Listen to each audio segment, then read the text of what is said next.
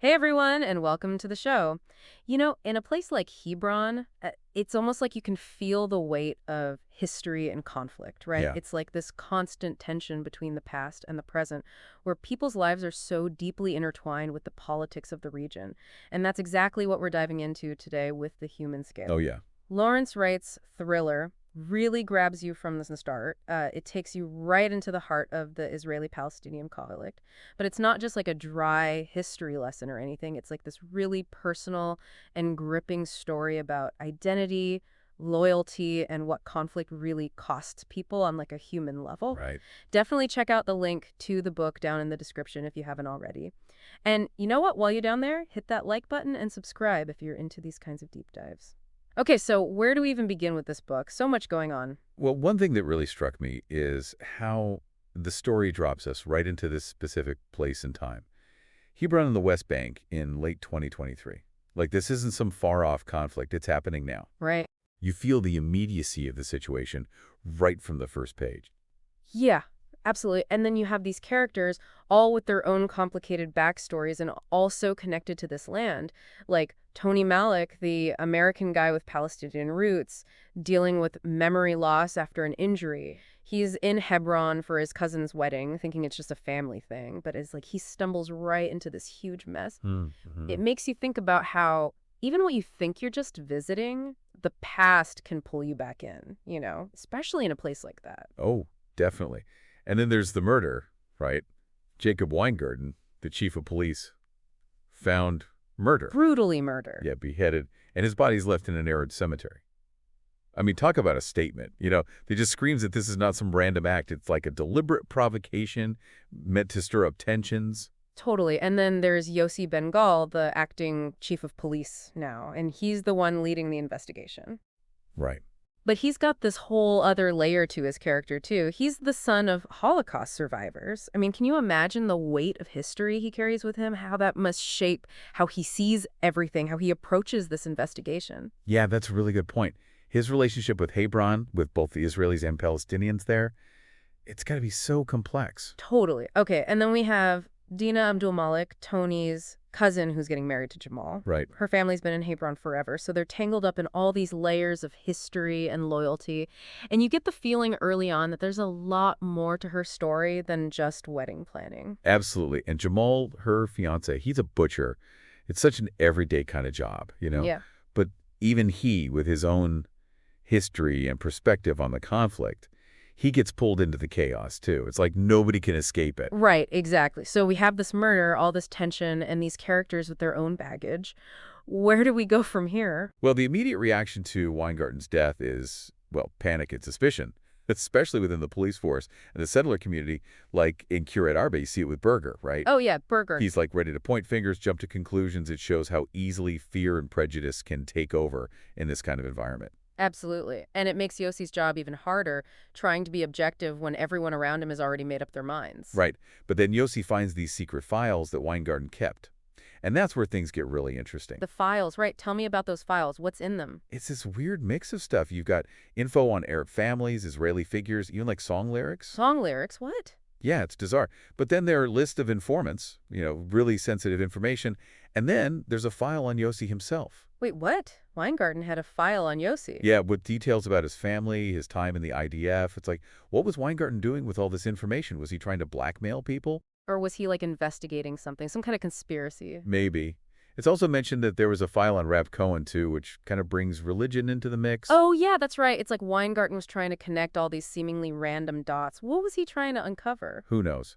But it definitely adds this whole layer of intrigue and suspense to the story. Totally. And then Tony, our guy with the memory issues, gets thrown right into the middle of it. He just happens to look a lot like his twin brother, who has some connections to some not-so-great people. Right. And suddenly, Berger and Avi, they're like convinced that Tony is the key to solving this whole thing. It's like a classic wrong man scenario. But here, it's playing out against this backdrop of decades of conflict. Yeah, it's like his personal struggle with memory mirrors the larger struggle of the region to remember and reconcile with its past. Exactly. So, as Yossi is trying to figure out who killed Weingarten and why, we start to see these layers of tension unfold between different groups, right? Like between the Israeli security forces and the Fedler community. Right. I mean, you've got characters like Berger and the Rog who are super vocal about how they think the police and the Shabak aren't doing enough to protect them, to support their interests. It's like they feel threatened, like they're in constant danger, and they think the authorities are holding them back. It creates this real friction, this mistrust between the people who are supposed to be on the same side. Yeah, and then there's the tension between the settlers and the Palestinian community. I mean, the incident with the olive grove is a perfect example of that. You have these competing claims to the same land, fueled by totally different interpretations of history and religion. Right, and it highlights the Palestinian perspective, too. They're living under occupation, dealing with restrictions, and trying to hold on to their culture and traditions in a place that's constantly being contested. And it's not just about the present either. It's like the ghosts of the past are always there, like the 1994 massacre by Baruch Goldstein at the Cave of the Patriarchs. That event still casts a long shadow on the region. Absolutely. That kind of trauma doesn't just disappear. It fuels anger, mistrust, and it makes any kind of reconciliation feel impossible. It's so heavy. And I think the book does a good job of showing that these communities aren't like these monolithic blocks, right? There's Yeah. so much diversity of opinion within both the Israeli and Palestinian communities. Oh, definitely. Like, even Weingarten, the murdered police chief, he was more liberal than a lot of the other settlers. He had different ideas about how to handle things, and it seems like those ideas might have put him at odds with some powerful people. Yeah, and his wife, Miriam, she's like the opposite, right? A staunch Zionist who doesn't want to compromise at all. Right. And you see something similar on the Palestinian side, too, with characters like Jawal. He wants peace, but he's also aware of the influence of groups like Hamas, which have a totally different agenda.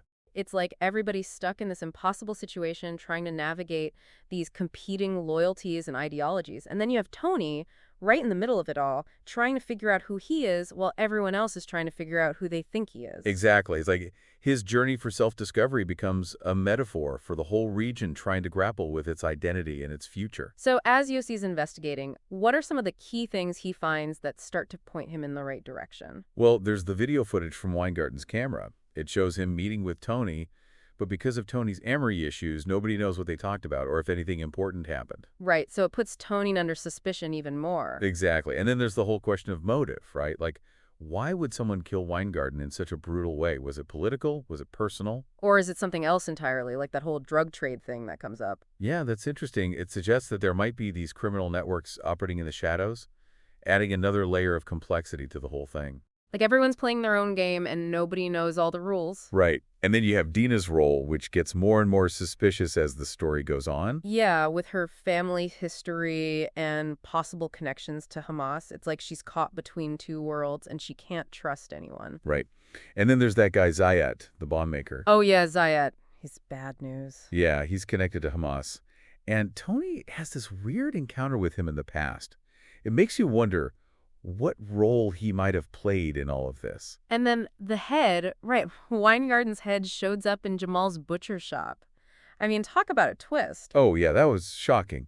But it also made me think, was it a setup? Yeah, because why would Jamal, who's supposed to be this advocate for peace, suddenly do something so horrific? It just didn't add up. It felt like someone was trying to frame him, maybe to discredit his whole message of peace and coexistence. It's like they wanted to create even more chaos and division. Right, and it works. After the murder, things get even worse in Hebron. You have settlers taking revenge, Palestinians protesting. It's like this cycle of violence that just keeps spiraling. And Yossi is caught in the middle, trying to do his job while everyone else is losing their minds. It's got to be so frustrating for him, trying to find justice in a place where it feels like justice doesn't even exist. Absolutely. And Dina, her situation becomes super dangerous, especially with that photo of her and Weingarten getting leaked. Now she's a target for both sides. It's like she can't win, and Jamal, he becomes the scapegoat, even though it's not clear if he had anything to do with it. Right. It just shows how quickly things can escalate, how fear and suspicion can take over and destroy people's lives. So in the end, what do we learn about Weingarten's murder? Do we ever find out for sure who did it and why? Well, it's not like a neat and tidy answer, It's more like the book suggests that it was a result of all these different factors coming together. Yeah, it's not just one person pulling the strings. It's like the whole system is kind of responsible. Right. Maybe it was the information Weingarten had in those files. Maybe it was some shady deals going down. Maybe it was political. Maybe it was personal.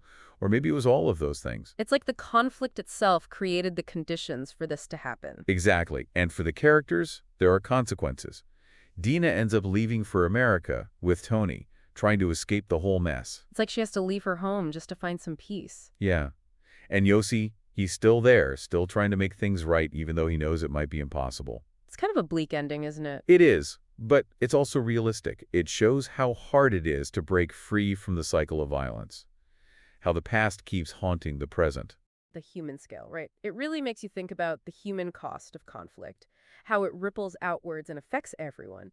So if you've read the book, let us know what you thought. What parts stuck with you? Did you have any theories about who was behind it all? Leave a comment down below and let's talk about it. And while you're thinking about it, consider this.